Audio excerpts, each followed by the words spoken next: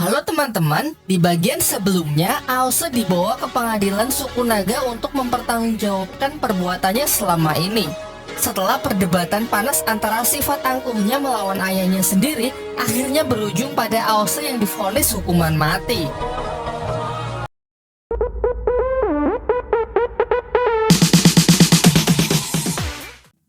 Aose yang sudah tidak bisa mengelak dari hukuman mati dibawa ke sebuah puncak gunung tempat ia akan dieksekusi.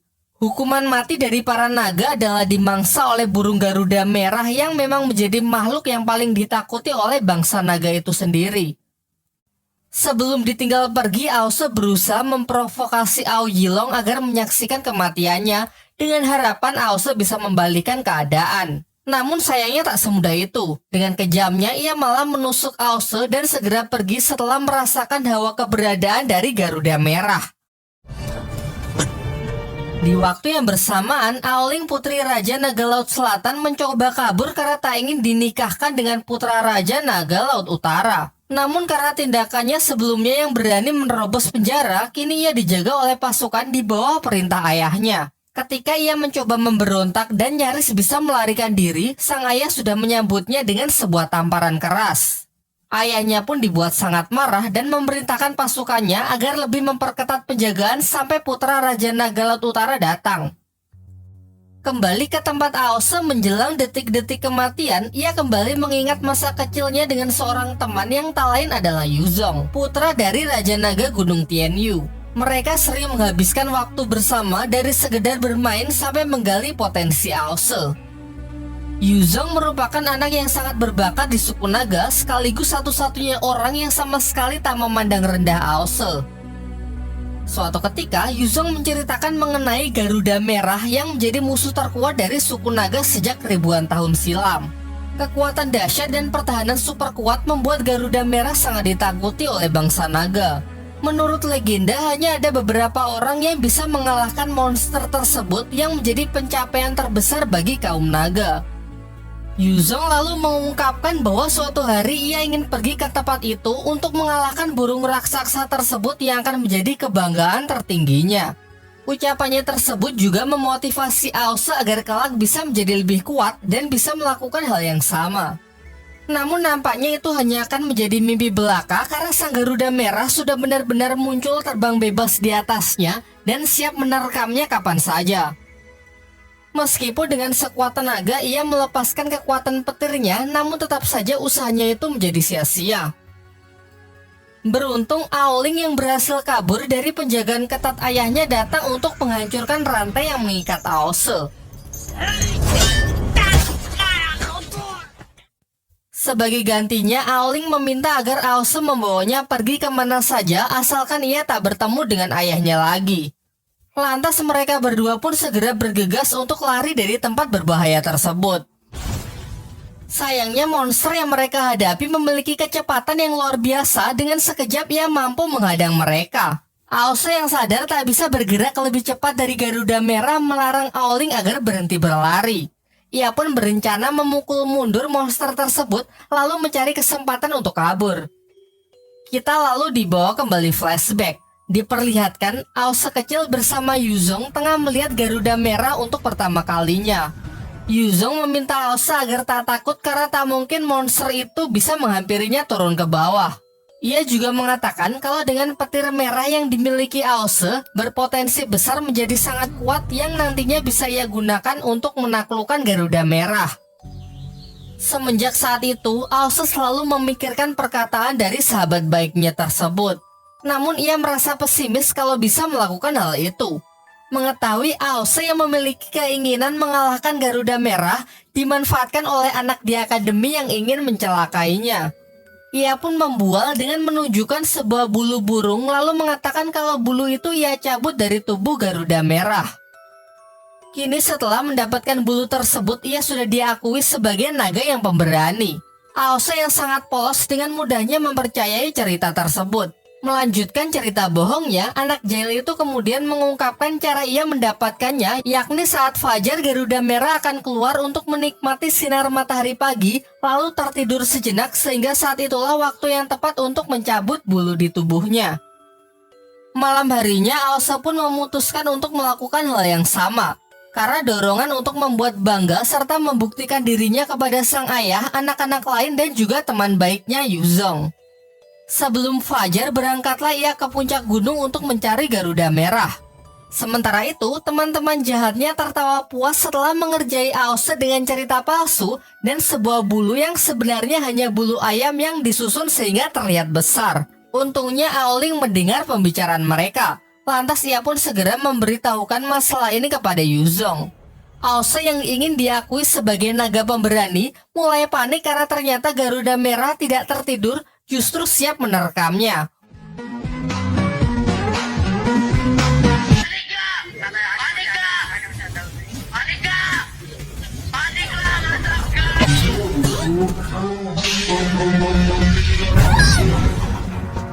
Untung saja Yuzong dengan kekuatan roh naganya datang tepat waktu dan berhasil melepaskan Aose dari cengkeraman monster tersebut. Ia pun memarahi Aose yang sangat bodoh dengan mempercayai cerita konyol yang mengatakan Garuda Merah akan tertidur. Kemudian ia menyuruh Aose supaya segera pergi. Sementara ia akan menjadi pengalih perhatian dengan melawan Garuda Merah tersebut sendirian. Dengan kekuatan penuhnya, Yuzong berhasil memukul mundur Garuda Merah dan Aose memiliki kesempatan untuk membawanya lari dari tempat berbahaya tersebut. Setelah tiba di istana, Raja Naga Gunung Tianyu pun sangat syok melihat putranya kembali dengan luka yang sangat parah. Sementara Aose yang menceritakan niatnya untuk mengambil bulu Garuda Merah benar-benar mendapatkan amukan dari sang ayah karena telah membahayakan putra dari temannya. Ia pun tak bisa mengontrol emosinya dan berniat membunuh Aose.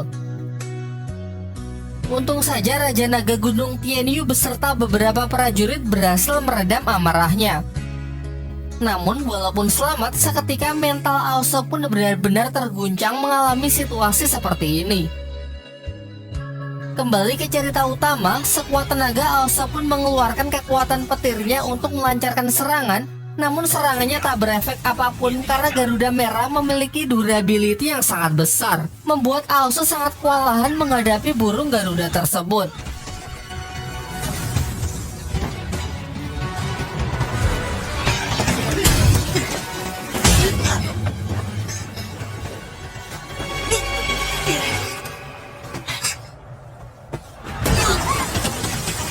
Sampai mereka lengah membuat Aoling nyaris dimangsa oleh Garuda Merah.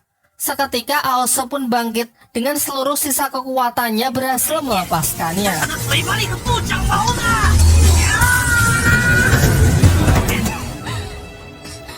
Serangan kuatnya sejenak memberikannya waktu untuk segera kabur sambil menggandeng tangan Aoling.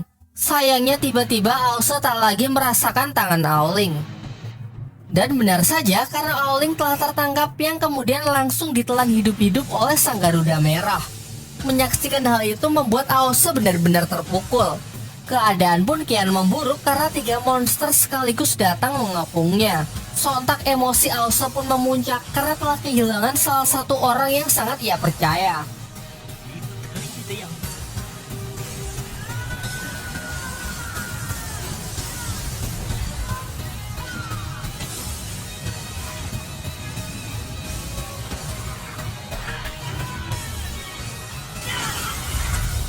Ia lantas mengamuk dan secara brutal menghajar satu persatu burung tersebut. Sayangnya itu saja masih belum cukup karena ia harus menghadapi 3 monster itu sekaligus.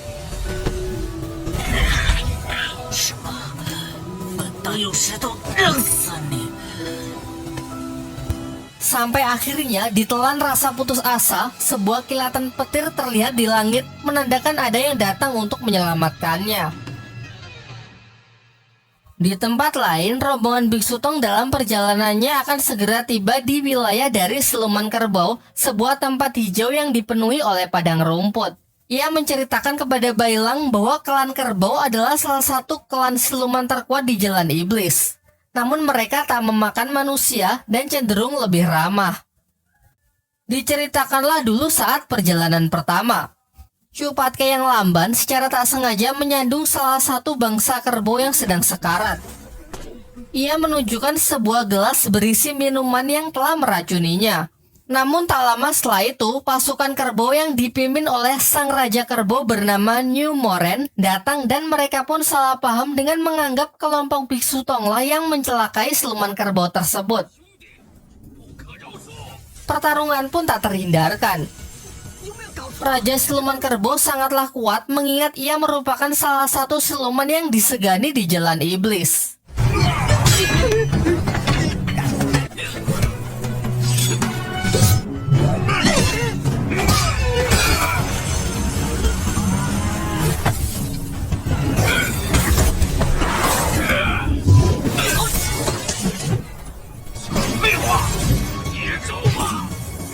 Diperlihatkan kekuatan dan kecepatannya mampu mengimbangi Sun Wukong.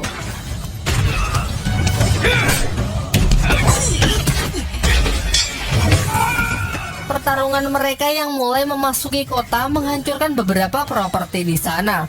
Sampai serangan kuat dari New Moren meruntuhkan sebuah bangunan yang nyaris mencelakai anak-anak di bawahnya. Untung saja Wukong bergerak cepat meninggalkan pertarungan untuk segera melindungi anak-anak tersebut. Melihat aksi heroik yang dilakukan lawannya, membuat emosi Raja Kerbau pun lebih tenang dan percaya kalau mereka hanyalah salah paham. Setelah kejadian itu, bangsa kerbau pun menjadi lebih ramah kepada kelompok Biksu Tong, bahkan sampai mengikat persaudaraan dengan Wukong yang ia akui kehebatannya. Singkat cerita, Bailang dan yang lainnya pun telah sampai di wilayah Siluman Kerbau. Akan tetapi yang terlihat nampak berbeda dengan apa yang digambarkan Biksu Tong sebagai tempat padang rumput. Karena yang terlihat justru sebuah daerah tandus yang sangat gersang. Suasana pun semakin memburuk dengan kedatangan sekelompok siluman lebah yang siap menyerang mereka. Diketahui siluman lebah juga merupakan siluman yang sangat merepotkan di jalan iblis karena terkenal dengan kejam dan selalu melakukan serangan dengan jumlah yang sangat banyak.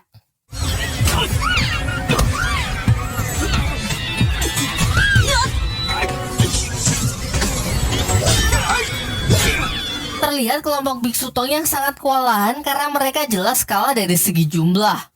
Di saat-saat genting, bala bantuan pun datang yang merupakan pasukan dari bangsa kerbau, dipimpin oleh Perdana Menteri yang bernama Duoji. Bersama-sama akhirnya mereka pun bisa mendesak kawanan siluman lebah tersebut untuk segera pergi. Setelah pertarungan usai, Duoji pun mengajak kelompok Biksu Tong untuk memasuki kota sembari menjelaskan kalau sudah sejak ribuan tahun siluman lebah menjadi musuh bebuyutan dari klan kerbau. Mereka terus mengacau di wilayahnya dan terkadang sangat menyusahkan karena beberapa dari mereka memiliki racun yang sangat mematikan. Di sepanjang jalan, Biksu Tong mengamati kalau kondisi dari klan kerbau semakin memprihatinkan. Ia melihat banyak yang sakit-sakitan sampai bahkan ada yang meninggal. Namun Doji sama sekali tak mengkhawatirkan hal tersebut dan menepis pendapat Biksu Tong dengan mengatakan kalau klan kerbau masih dalam keadaan yang baik-baik saja. Singkat cerita, bertemulah mereka dengan New Moren, raja dari bangsa kerbau. Ia pun sangat senang melihat kawan-kawan lamanya dan segera menjamu mereka meskipun dengan hidangan yang seadanya. Hal ini tentu semakin memperkuat pendapat Biksu Tong kalau bangsa kerbau sedang mengalami kondisi yang sangat buruk. Biksu Tong lalu menjelaskan tujuan dari perjalanannya ke barat kali ini adalah untuk mengembalikan api suci. Namun karena banyak siluman jahat yang sudah mengetahui keberadaan dari api suci, Biksu Tong pun tidak ingin singgah lebih lama karena dikhawatirkan akan membahayakan klan kerbau. Menanggapi hal itu, New Moren pun sama sekali tak cemas. Ia meyakinkan kalau wilayahnya akan aman dan siap membantu jika mereka dapat masalah. Di sini pada awalnya Raja Kerbau menganggap kalau Bailang adalah Sun Wukong yang sedang menyamar. Ia lantas mengatakan tak perlu sungkan dan meminta agar kembali saja ke wujud aslinya. Bailang pun menurut untuk menunjukkan wujud aslinya yang jelas bukan Sun Wukong melainkan adalah jelmaan dari serigala putih. Biksu Tong lalu menjelaskan kalau Bailang adalah murid barunya, sedangkan Sun Wukong sudah lama terbunuh dan jiwanya pergi ke alam bawah dengan harapan supaya bisa terlahir kembali. Mendengar hal itu, Raja Kerbau pun sangat kecewa karena ia dan Sun Wukong sudah mengikat persaudaraan. Selain itu juga ada masalah lain yang sangat ia khawatirkan. Dahulu ia sangat terpukau melihat kehebatan Wukong dan sifat heroiknya. Lantas ia memperkenalkannya kepada adik perempuannya yang membuat sang adik jatuh hati pada pandangan pertama. Sayangnya karena masih ada misi yang harus diselesaikan, rombongan Biksu Tong pun segera kabur dari tempat siluman kerbau. Semenjak saat itu sang adik kerbau pun sangat sedih dan selalu mengurung dirinya di kamar selama berbulan-bulan berharap Sun Wukong bisa kembali. Hal ini membuat Raja Kerbau menggunakan berbagai cara untuk membujuknya hingga akhirnya ia berbohong dengan menjanjikan kalau Wukong pasti akan kembali untuk menikahinya setelah berhasil menyelesaikan misi mengambil kitab suci. Itu sebabnya ia sangat senang saat tahu rombongan Biksu Tong datang. Meskipun pada akhirnya ia sangat kecewa karena Sun Wukong yang tak bersama mereka. Lalu sang Raja Kerbau meminta agar Biksu Tong bersedia membantunya untuk membujuk sang adik agar merelakan kepergian Sun Wukong. Di pihak lain, para siluman lebah yang telah kembali ke markasnya melapor kepada sang ratu mengenai kekuatan klan kerbau yang semakin melemah menjadi kesempatan emas untuk menyerang mereka, sekaligus menghisap darah mereka untuk memperkuat pasukan dari siluman lebah. Mereka juga menjelaskan tentang rombongan Biksu Tong yang datang membawa api suci, benda yang diperebutkan oleh para dewa. Tentu momen ini tidak akan ia sia-siakan. Ia pun segera memerintahkan pasukan agar bersiap melakukan serangan. Kembali ke tempat rombongan Biksu Tong, berita mengenai kedatangannya sudah terdengar di telinga adik siluman kerbau, membuatnya sangat senang untuk segera pergi menemui mereka. Kemunculannya lantas membuat semuanya sangat panik karena kelakuannya yang terkenal sangat barbar. Ternyata ia tak datang seorang diri. Diperkenalkanlah kepada Biksu Tong sosok siluman kerbau kecil yang ia katakan sebagai anaknya bersama Sun Wukong. Sontak hal ini membuat semuanya sangat terkejut dan tidak mempercayai hal tersebut. Terlihat si anak yang pemalu itu memiliki ekor kera yang meyakinkan kalau ia benar-benar anak dari Sun Wukong. Kita kemudian dibawa flashback ke 20 tahun yang lalu. Kala itu, Raja Kerbau mengadakan sebuah pesta minum-minuman bersama Sun Wukong sembari menceritakan mengenai adik perempuannya. Raja Kerbau kemudian meminta kepada Sun Wukong agar membujuk sang adik yang selalu mengurung dirinya di kamar karena masalah kepercayaan diri. Singkat cerita, besoknya Wukong datang ke tempat adik kerbau yang terdengar suara piring-piring pecah dari kamarnya. Setelah bertemu, adik kerbau malah menutupi wajahnya karena memang ia sangat malu bertemu dengan orang lain. Dengan sedikit bujukan, ia pun menceritakan masalahnya kepada Sun Wukong, yaitu orang-orang selalu takut dan cenderung menjauhi dirinya karena sikapnya yang sangat barbar dan kekuatan yang sangat mengerikan. Itulah sebabnya ia merasa kurang nyaman ketika berhadapan dengan orang lain. Wukong pun lantas menasihatinya bahwa lebih baik menjadi diri sendiri daripada harus susah payah menyenangkan orang lain. Ia kemudian mengajak adik kerbau keluar untuk jalan-jalan dan mengajarinya berbagai cara untuk bersenang-senang.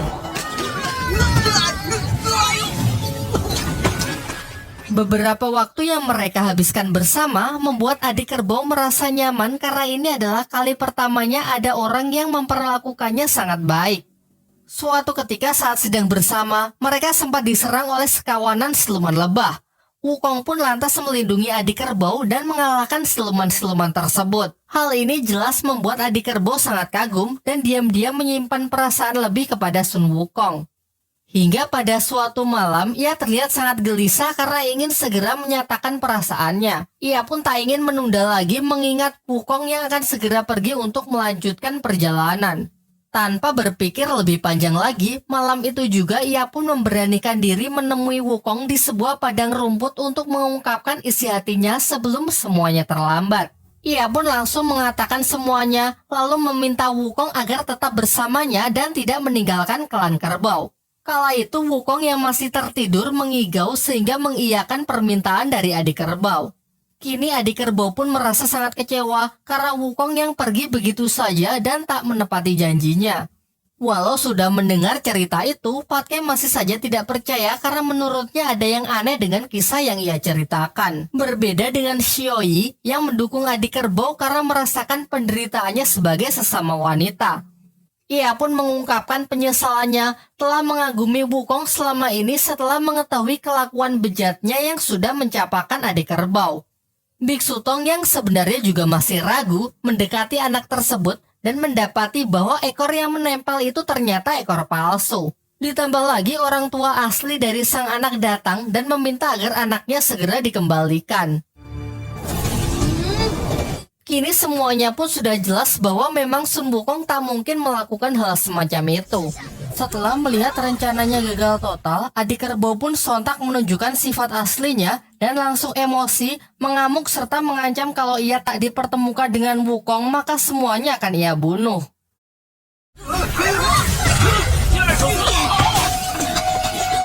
Raja Kerbau pun lalu meminta maaf atas tindakan adiknya, harap dimaklumi karena perasaannya yang sangat dalam kepada Sun Wukong membuat temperamennya semakin buruk. Namun Bailang malah salfok dengan luka di bahu Raja Kerbau yang nampaknya bukan luka biasa. Raja Kerbau lalu menceritakan kalau ini adalah luka yang ia dapat dari pertempuran melawan siluman lebah beberapa waktu yang lalu. Di tengah percakapan mereka, para siluman lebah secara mengejutkan datang menyerang demi menghabisi seluruh bangsa kerbau. Kelanjutannya ada di bagian 7.